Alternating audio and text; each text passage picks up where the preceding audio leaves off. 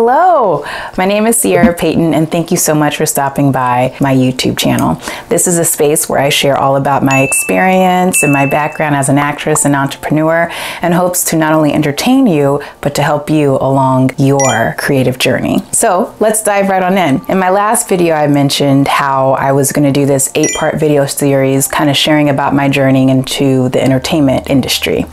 And this is video number 2. The first one was all about how I got bit by the acting bug, and this one is all about education. Now, right off the bat, I do believe anything that you go into, you have to learn about it, you have to get educated about it, and hopefully towards the end of this video, I'll be able to help you make a decision on how you want to approach your education, whether it's in acting or creative writing or any creative field, how you want to approach it. So let's get on started.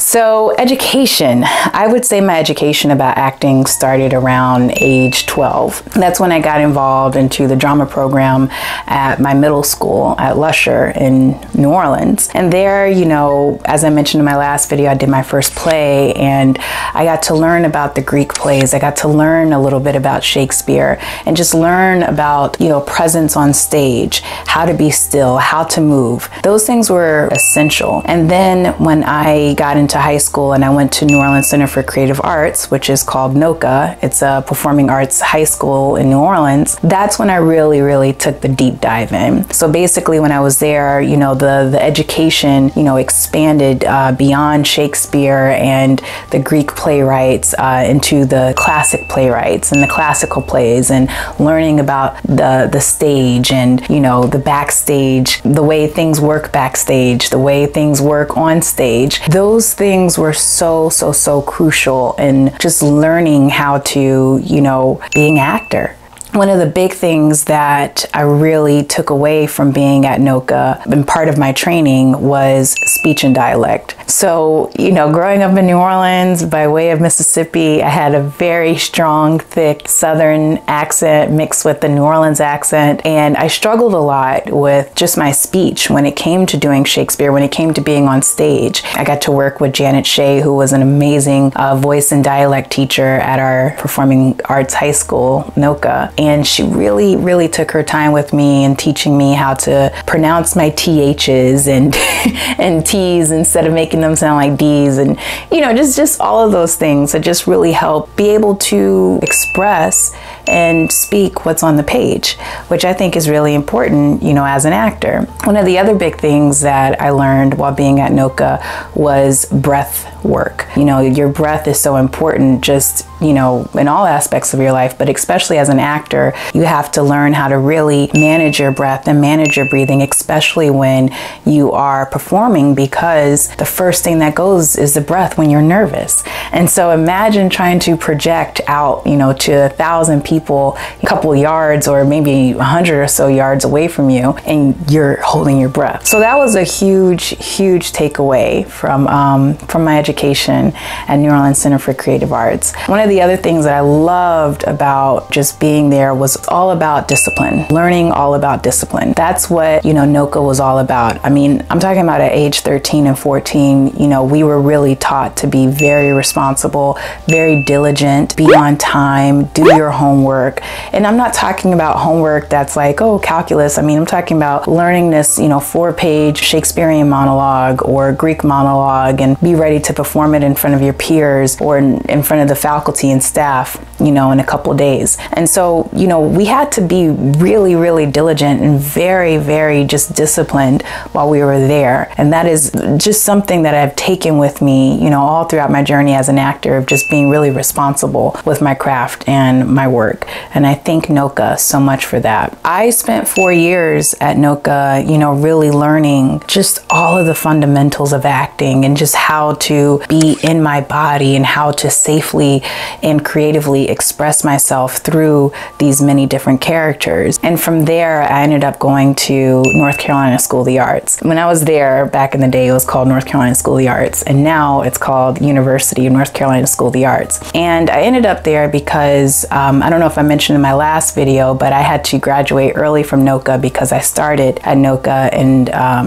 I believe in either 8th or 9th grade. And so I ended up graduating as a junior and just basically have this like free senior year of high school where I just have to complete like 2 more credits in order to get to college. And so a teacher of mine was like, hey, you should look into going to, North Carolina School of the Arts for your senior year and finishing up your 2 credits there. And I was like, sure. So I ended up auditioning and I got in and I went there for my senior year of high school, and the learning, even continued, even more. I mean, we were taking like circus classes and singing classes and dance classes, all of those things that just really, teach us how to be in our body, teach us skills that we would need, hopefully need, in our acting journey, our creative journey. And then from there, I ended up staying there for college. That's where the work got even deeper. We really just explored more of who we are, as individuals, who we are as artists. We got to really delve into some really deep plays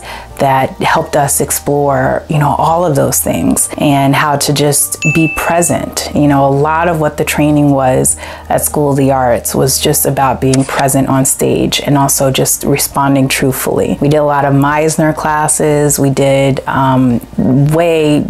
we delved even more into voice and speech, into accents, into, more phonetic work, movement work, stage combat work, firearms work. We delved into all of that, and I think that all of those skills and tools that we were taught in not only through NOCA but at School of the Arts were just so essential to what it means to be an actor. Looking back on all of that, and whenever people ask me, should I go to school, should I get educated, I think education, number one, is definitely key. You just have to know what you're doing whenever you go into a profession, and it does help to learn all of those different things. When I talk about breath work, when I talk about speech, when I talk about doing the emotional work, talk about the Shakespeare work, because all of those things, as way back in the day as they are, they're still crucial to storytelling now. I mean, there's so many aspects of those Greek plays and Shakespeare plays and Moliere plays, Commedia dell'arte plays that are still a part of, sitcoms and dramas and film and top TV shows that you see now. And so learning, just kind of the basics from those stories and bringing them into present day, I think is so critical into, what you do as an actor. Now, the big question that I always get is, should I go to conservatory? Should I go to college? And, my big thing is that take a beat with yourself and really analyze, what do you think you need as an artist? I understand that school nowadays is expensive. I mean, student loans, there's a huge, discussion and debate going on about student loan debt and just the cost of college in general. And so, I advocate either way. I mean, if you feel that, college is the right route for you, if it's something that you feel that you need, do it, and if you're able to afford it, or you have a plan set in place for after you get out of college to be able to pay off your student loans, do it. But I also advocate the other way too. I think that there is an abundance of wonderful and fascinating and incredible acting teachers out there. And the big thing about acting is you don't need a degree to do it, but you do need to get educated. I always say, if I wanted to be a surgeon, I'm not going to just like show up in, the operating room. I'm going to want to learn what a scalpel is, want to learn, about what the nurses do and, what surgeons do and how to, interact with my patients. Those are things that are going to be so important for when I actually do it. And so as an actor or as a creative, you want to learn as much as you can. You can be self-taught, you can, read books, but I do think it is important to be in a classroom setting, hopefully in person. I know nowadays a lot of stuff is virtual, but to just learn, to get educated, to take the leap and just learn about it, immerse yourself in it. And so, you know, again, like I said, you know, with acting, you don't need a degree to do it, but I do think that you should get into a really wonderful acting class, get with a really wonderful acting coach, and learn as much as you can. Just deep dive into all of it, because at the end of the day, it's going to make you better. You know, some other things that I want to share about my education journey is that for me, it still continues. I mean, even after I graduated from college, I still went into acting classes. I still, you know, was just trying to learn, you know, not only about acting itself and the craft of it, but just learning about the business. You know, I went to a lot of networking events. I, you know, would read the Hollywood Reporter to just see what's going on in the business. You know, I do think sometimes too, like, you should pick up a People magazine and, or, you know, watch Entertainment Tonight just to see what is going on in the business, just where the temperature is right now in our industry. Also, another thing that I like to do is people watch. You know, just go out in public, you know, sit at a cafe, library, wherever, and just watch people, because so much of what we do as actors is really bringing, you know, real life to life on screen.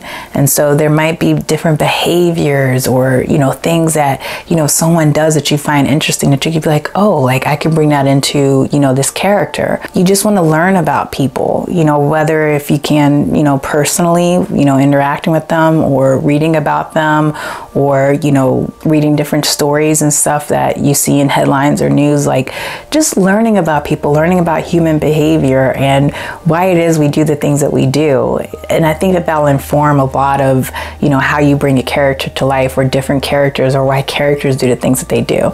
Because I think if you really take the approach of looking at characters as human beings and deep diving and learning about how to bring that character to life, I think it's just going to enhance your creativity and your acting so much. The other thing that I love doing is just literally like watching movies and TV shows, you know, and learning from the masters, you know, that we see, that we just love. I mean, I love watching Denzel Washington. I love, you know, just watching Cate Blanchett. I mean, there's so many great actors out there to just learn from. And what you'll see is they're so present. You know, they're so present in what they do, and they're reacting truthfully. You know, somebody looks at them away or nods or offers them a, you know, a cup or something. Like, how are they truthfully being in their body and responding to that? So for me, the education continues. You know, it never stops because I went to college or because I studied with this one teacher or this one coach. The education is continuous. And so for you, I would say keep on learning, explore learning, and learn in the best way that works for you. So I hope that helps. Thank you again for stopping by, and I will see you in the next video. Bye.